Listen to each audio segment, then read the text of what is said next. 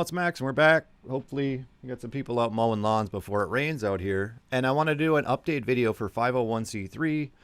It's a thing that I have talked about like over the last few years as part of other videos, but I've only have one video from about 6 years ago that directly tells people what's going on with 501c3, what is it, what it has to do with churches, and I'm bringing it up today because a lot of what, I've been doing this Hebrew roots thing, right? A lot of what they have to say is particular to the Catholic Church. A lot of the things that they say, but some of the things also are brought up about the common, what's called denominations out there, right? There's apparently around 20,000 different denominations that in some way, shape, or form are related to Christ. They say they're related to Christ, even though, Mormons, they're not Christian. But, all of them fit under this umbrella called denominations. And of all these different things, there's a wide variety on the quality of church and the quality of doctrine you're going to get. Just because it says Church of Christ does not mean that it's a Christian church. It's probably a Freemason temple. You never really know these days. But what ended up happening, and what is 501c3? And 501c3 is a tax-exempt status for church buildings and religious organizations. So they don't have to pay property taxes, and they don't have to, they do a bake sale. They don't have to pay taxes on any of that stuff. Okay, sounds great. Well, the problem is that churches, by definition, are not under the jurisdiction of the federal government, the state government, the local government. They're a completely separate entity. Okay, it's in the Constitution. You can't have laws regarding anything having to do with the establishment of religion. Period. Okay, doesn't have anything to do with church and state. Church and state is not a law. Church and state is just a thing that the liberals want to throw in there so they can take the Ten Commandments down, so they can get creation out of the schools and all this. That's that. Totally different. Congress can make no law establishing a religion, and that if you have the ability to tax religious organizations, and you can say, well, we don't like Islam, so we're going to have a tax for whatever reason that's going to strike them harder than the religion we want to promote, that sort of a thing. So you can't have freedom with that sort of a tax thing. So religious organizations are tax exempt. So why is almost every church on the planet a 501c3? Well, a lot of churches, a lot of people out there, there's a lot of corruption in the church. There's a lot of wolves. There's a lot of people who want to have this empire, this church empire, right? And they want to be able to take money from bigger players, and unfortunately, if you want to accept donations from, Target Corporation or Microsoft or some of these bigger things who are looking for places that they can donate to get their tax burden down, you have to be a 501c3. It has nothing to do where if you donate to your local church, you can get a receipts to write off on your taxes. You can do that anyway without 501c3. All right. It only has to do with big, huge, massive donations from these corporations who will only do it if you're a 501c3. So like your local Baptist church, there is no reason for them to be 501c3. Okay. None. Unless they have, some things going on with the local grocery store where, the local grocery store donates or something like that. There really isn't any reason for it. So your typical small, local, independent, fundamental Baptist church where half the stuff is broken and fallen down and they're begging for money to fix their roof, they're not 501c3. That's another thing, too, is if a church did need to fix their roof, if they're 501c3, they can go to roofing companies and be like, yeah, we're a charitable organization. You can write us off on your taxes, right? And they can wheel and deal that way in business. So that's why it's beneficial for a church to go do 501c3. Money. Which begs the question of, if you run a church and your congregation, your donations from your congregation are only like $10,000 to $20,000 a year to keep your lights on and pay a pastor a little bit of a stipend, right? But if you're 501c3 and you can get donations from these large organizations that are each giving you $10,000 a year, who are you beholden to? Okay? This is the money thing. Now, I'll use Joel Osteen as an example. Do you know he doesn't make any money, according to Joel Osteen? His church is a nonprofit church, 501c3. They bring in $100 million a year. Now, because they're a nonprofit, they can only keep 10% of whatever their profits are, right? So they got a few million to keep the lights on, a few million dollars that goes out into pay and to offset any taxes they would possibly ever occur. And whatever is left, they say, okay, we'll take 5 to 10 million and we'll put it in the bank account of the church. And then the last $50 million that's left that they have to get rid of, they give it to Joel Osteen. Okay. Because that would be Joel Osteen's pay. And then Joel Osteen says, oh, well, I'm just going to, give it back to the church or whatever he does with it. But Joel Osteen and Joyce Meyer, Ken Copeland, all these guys, none of them pay any taxes. They all have like jets and many, many mansions, but they don't own any of it. It all is owned by the church, and the church upkeeps everything. And, I bet these people own a tiny little cottage, maybe in a place that doesn't have any tax obligation, right? And that's the extent of the things that they'd actually own, but it is all owned by the church. And when they're paying the pastor or paying Joyce Meyer $50 million a year or something like that, that isn't considered a paycheck for whatever reason, because the entire organization would not exist without those people. Ken Hovind does the same thing. Okay. Ken Hovind's whole scam was exactly that. And that's why the old tax man got involved with them. And, that's your 501c3s, is allows you to basically launder money through churches. Now, what does it mean to the average person who's going to a church in these different denominational churches? Well, you get very, very milquetoast preaching. It's like, the modern churches don't preach against sin anymore. And it's like, well, they're not legally allowed to. Because when you fall under 501c3, you're now a government organization. The government is giving you the right to do something, the privilege to do something. So now there's all these stipulations. Well, 501c3, you can't preach on that gay marriage. At least you're not supposed to. I mean, people can do what they want. But then, someone gets mad, you lose your 501c3. You can't preach on whatever the new laws are, legalizing drugs or whatever that happens to be. You can't preach against political candidates is a big no-no, huge no-no. Can't do that as a 501c3. And you can't offend anybody, because if they're a big donator, for instance, if a big business guy comes to your church, right? And, people you pass around the basket and everyone throws their $10 in once a week or something, right? Well, the big business guy, he donates 20 grand a year. So if the big business guy says, hey, I want to have more choir. I want to have a rock concert at your church. Well, the church is going to do that because they're beholden to the person who is donating that money. All right. This is why the churches have all gone downhill. That is what it is. Love of money, root of all evil. And that doesn't mean that all churches are bad. It just means the vast majority of them, you go out there and you're disappointed with them. It's probably because they're 501c3 and the pastor there is just a guy who is like a manager of Walmart, He's just there to run the daily business and cook the books and do whatever. And your concerns he doesn't really care about. He's like, well, you gave like $100 last year. We don't care about you, right? And that's the reality of the situation. So we'll read a little bit of this article. What is a 501c3 church? We've already covered that. What does it mean to be a 501c3 church? Is the designation beneficial? In short, if an organization, including a church, receives 501c3 exemption status, it is recognized that they are exempt from federal income and property taxes. This is why you have these mega churches that are like the size of 10 football fields put together.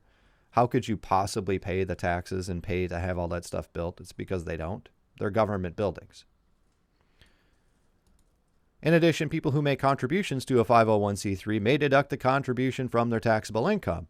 And a lot of people will say that you're not allowed to write, you can't write off like your church attendee or something. Like if you're not a 501c3, you can't write off your donations. Yes, you can. You can write off all of your donations that you give to a church if they're 501c3 or not.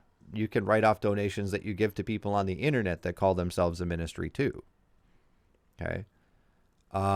You really got to be trusting in that sense, though, because we have a lot of grifters on the internet who will just take your money and say that they're running a ministry, and they're not. And there are some that are so laughably open about not using the money that they get for the ministry stuff that they've got 3 houses, multiple properties, 3 houses, and then they just say, oh, it's a church ministry building. I just happen to live there and not actually have any people come over to my church building and not actually do anything other than it's my house.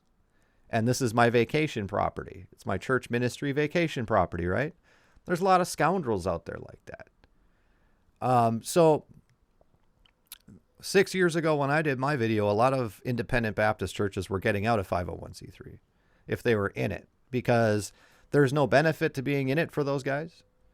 And it comes with a lot of strings attached, and they don't want to have these problems. Now in Europe, there's these things where they're locking up preachers and for keeping the doors open during lockdown and all these things. And it's like, well, yeah, because they're probably some sort of a tax obligation, which makes you a government building.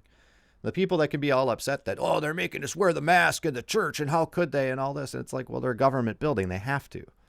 Okay.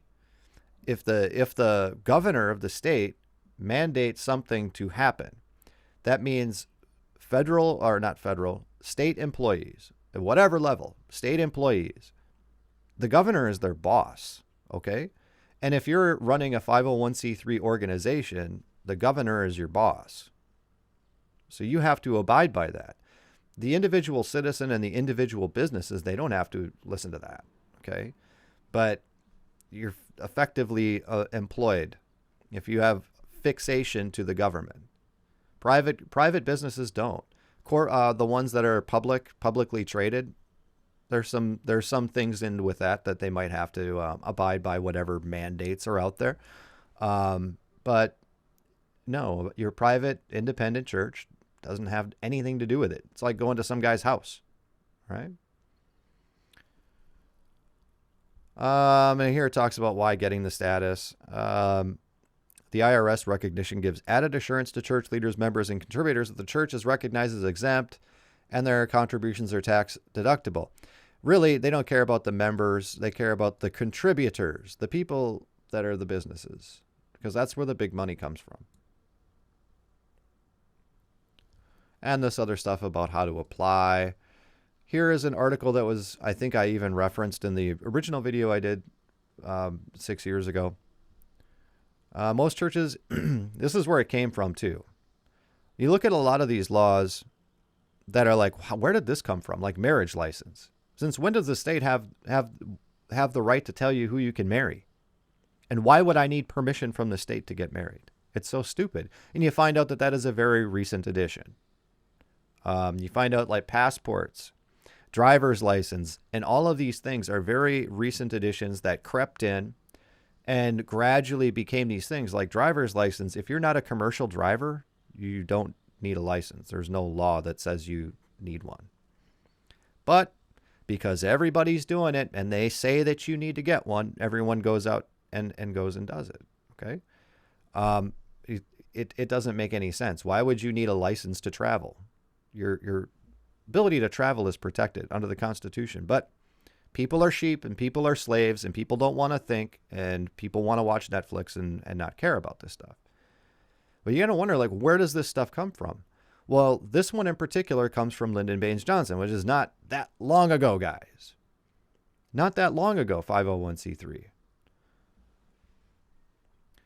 We can thank Senator Lyndon B. Johnson for that. Johnson was no ally of the church. As part of his political agenda, Johnson said he had it in mind to silence the church and eliminate the significant influence the church had and always had in shaping public policy.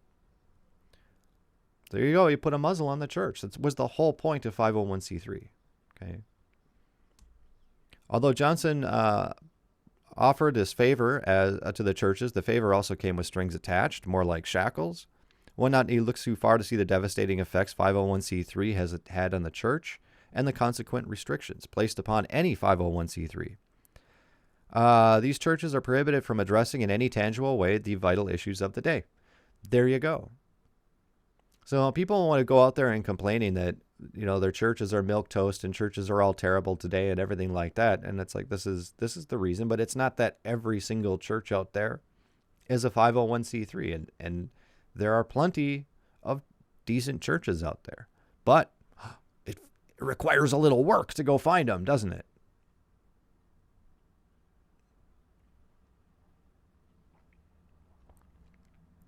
For a 501c3 church to openly speak out or organize in opposition to anything that the government declares legal, even if it is immoral, abortion, homosexuality, that the church will jeopardize its tax-exempt status. Yeah, why is abortion still legal after all this time? You look at when the abortion came in, right, like a decade after the 501c3 thing, none of the churches could talk about it. And then people will say, well, the Roman Catholics, they're real big on no abortion. Hey, the Roman Catholics aren't a 501c3. The Roman Catholic system is above the government. Above it. Private institution, private religion. They're not going to give their power to Washington, D.C.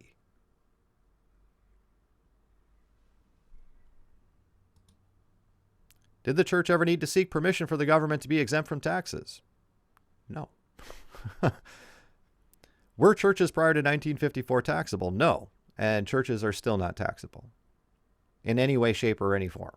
And you can go right to irs.gov and read 501c3. It says right on there. And even the little help section, the IRS doesn't seem to want anything to do with actual churches because they tell you over and over and over and over and over again, we don't want to deal with you and your taxes. It says you're tax exempt. You have no obligation to file anything. Okay? But, boy, you want to get that Menards money. You got to have that 501c3 and the blessing of the government. And that's mainly for money laundering, I'm thinking. Yeah. Because if you just donated to some local church, you'd have the tax man in there right away, or the FBI or somebody. But if you donate to a 501c3 where their books are all public, right, because you have to file quarterly, then it looks a lot more legit. And that's what's going on with that. And yeah, unfortunately, well, here's the video. If you search 501c3 in my little search bar on my channel, generally any doctrine or anything, any kind of obscure doctrine thing you put into the search thing, I probably have it on my channel. I have almost 800 videos. But 501c3, here's the one that I did before where I go into even further in depth about what's going on with that.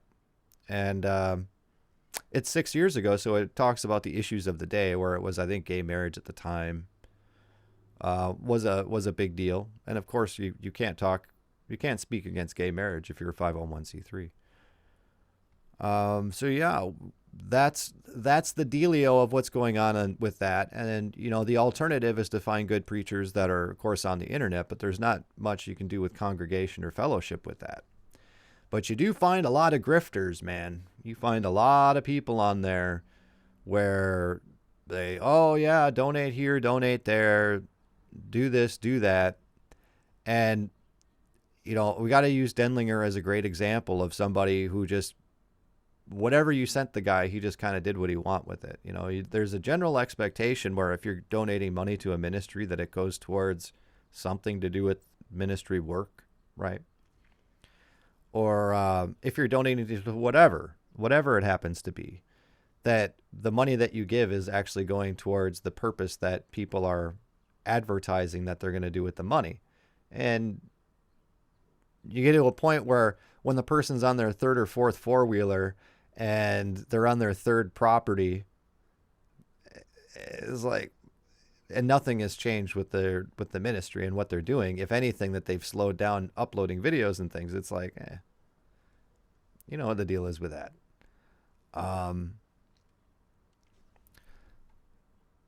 So yeah, that's what we have. And you know, Christianity in these places are easy to attack for a multitude of reasons.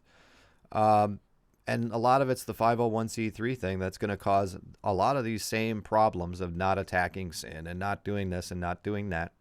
And even on YouTube now, right? Because we don't own that platform. We don't have freedom of speech on YouTube, nor should we really expect it. But we don't have any guidelines as to what is actually a guideline and what isn't a guideline, right? Apparently, just talking about anything conservative is apparently a guideline on YouTube. I don't know. I don't know.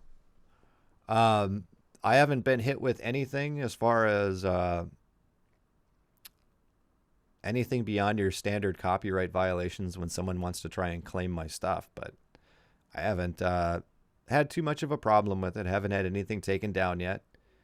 And it seems like I'll use code words and things like that for cooties because we know that's a trigger. But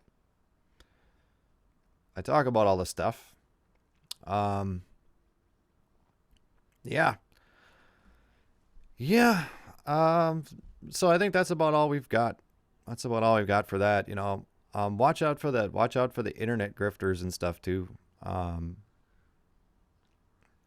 Thankfully, we have one that moved on, hopefully to greener pastures, off doing his own thing, and he's off YouTube, and that's great. And that's great. That's one. It's one down among many. Yeah. With that, we're gonna be out of here.